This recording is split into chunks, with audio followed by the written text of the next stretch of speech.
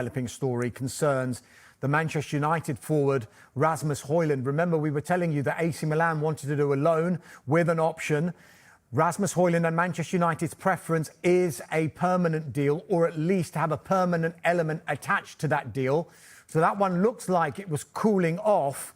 But Napoli, we understand, were trying to do a similar deal. But Sky in Italy are now reporting that they are open on Napoli to including an obligation to buy in any kind of loan deal for Rasmus Højlund. That's after AC Milan failed to convince Højlund to join them. Now, Napoli had been proposing a similar deal to Milan's one. Now they've opened up the possibility to including a mandatory buy option. Sky in Italy are reporting that Højlund is now head coach Antonio Conte's top priority after that injury to Romelu Lukaku, and Napoli are now ready to make a significant investment in the striker. This one is definitely one to watch in the last 10 days of this transfer window, because we do know Manchester United would be open to a sale. Let's move on now, Mark, to... Why do Manchester United not want to do a loan here? Well, because they spent £72 million on him 2 years ago. And on paper, it makes sense to send a player out on loan, because the thinking is you get him off your wage bill, he goes out on loan, he does well. If he does well, that puts him in the shop window, that increases his value, and then next summer you can sell him. But it doesn't always turn out like that, because the flip side of that is these players on big wages, I'm not saying that he necessarily is on big wages, but we've seen other players who just get on the sort of loan merry-go-round, where every transfer window they're going out on loan somewhere and the club who's taking them is paying a proportion of their wages, but in actual fact the club who own them can't actually sell them. For instance, the situation with Antony, he played really well at Real Betis, but he's still a Manchester United player. Jadon Sancho did pretty well at Chelsea. No one's really come in for him on a massive permanent deal. It's just more loans the whole time. So I can see from United's perspective why in an ideal world they would want a permanent deal, but some of these clubs, especially like Italian clubs, are much more interested in trying to do a good deal and get a loan plus an option and, you know, try their luck in the transfer market. Yeah, Jeff, surely like Manchester United don't want to be in a position where you've got, especially those three players, Højlund, Sancho and Antony, that aren't going to be playing football. They're just going to be left there on huge wages. So surely they've got to make a decision sooner rather than later. And if they may have to just compromise and send them out on loan if clubs are offering that. Yeah, if it's not the right time to sell, I think loan is definitely the right option, and it gets the players out maybe for a year.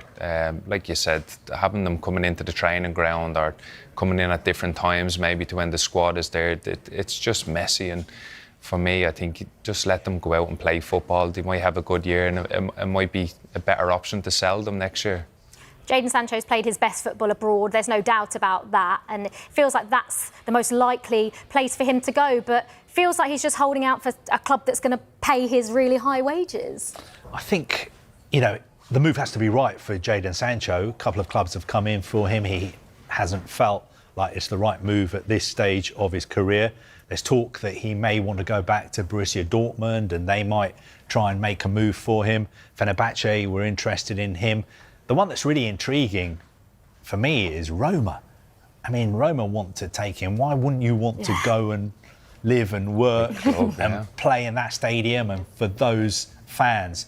But something will happen certainly with Jadon Sancho over the next few days. I think clubs who are interested will kind of be playing poker, because they know the closer it gets to deadline day, the better deal potentially they can get out of Manchester United.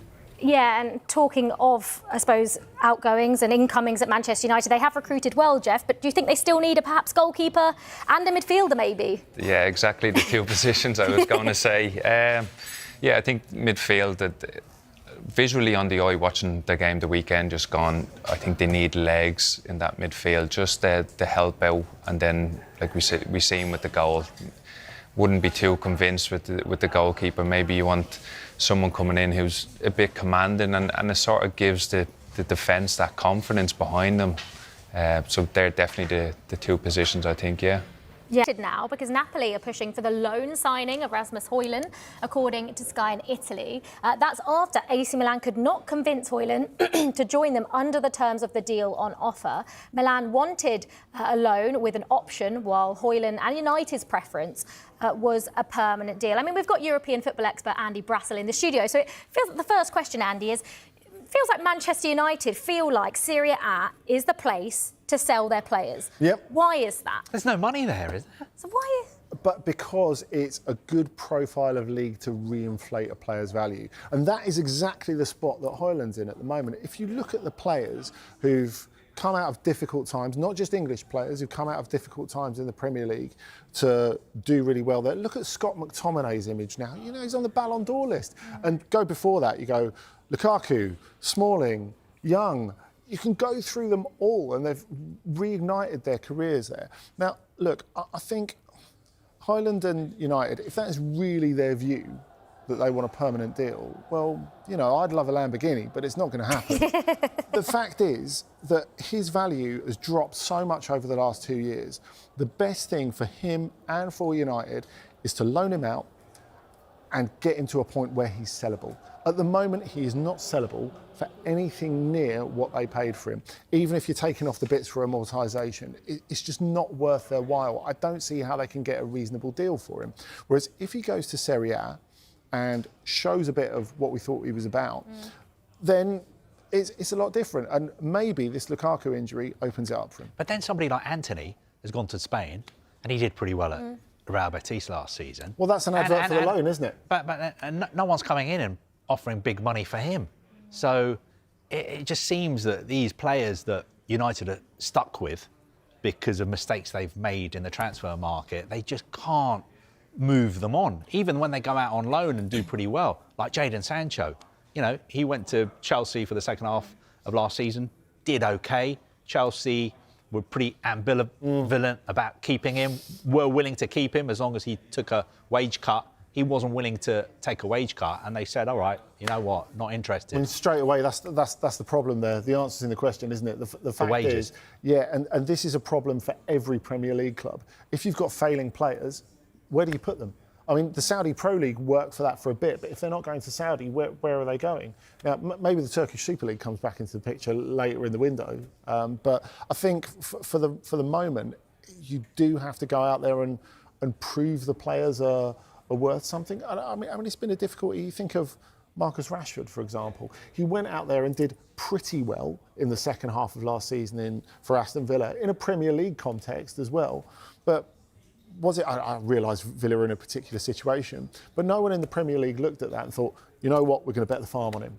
There was enough to show there's a player still there, but there's not enough to say we're going to bet everything on him. And I feel that was the case definitely with Sancho when he went to Chelsea and Dortmund. There's enough to say there's still a player there, but is there enough to say there's a game-changing player that we want to invest a lot in, and maybe not? If Højlund's got a full season to do it, then maybe at least that brings it closer to the mark where United find themselves an acceptable deal. Sancho's an interesting one because is it basically he is just holding out now for a club that is going to pay his wages? He's not willing to take a pay cut. And are any clubs in Italy going to do that? He's on a ridiculous amount of money at Manchester United. I think the situation is that because he's on big wages, because he's likely to leave on loan, although I think United would prefer to sell him on a permanent deal, it's one of those things that's going to get done late in the window because clubs know that they can get a better deal out of United regarding the loan fee and also how much of his wages they would have to pay. But the problem United have with Sancho, they don't need me to tell them, is that they bought him for a big fee, and also they gave him a big contract. And there aren't any clubs out there who are willing to pay a big fee for him or pay him the kind of wages that he's on at United.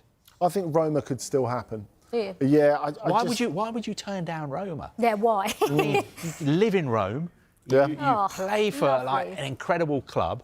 For an attacking coach and Gasperini. Exactly. I think there's a lot to recommend it. But look, if it was all about the money for Sancho, he would have taken the deal from Fenerbahce a month and a half ago, and he hasn't done that. So clearly his ambition is to play for what he sees as a big club in Europe and somewhere where he needs to feel love around him. And that's why he's excelled at Dortmund. I wonder if there's a little bit of Dortmund in the background here, because there are people in the dressing room who would love to have him back. I don't think the club are convinced that it's a great deal, but I think from a Dortmund Sancho perspective, there's something there that won't go away. You know, that's where he first emerged, and he's got a lot of supporters there. Now, whether the club think that that's the right deal and whether they think it's a financially expedient deal is different, but I think that's possibly part of what's holding up the Roma deal reaching completion. Yeah, so Napoli have entered advanced negotiations with Manchester United for striker Rasmus Højlund, aiming to secure the Danish forward on an initial loan with a buy option.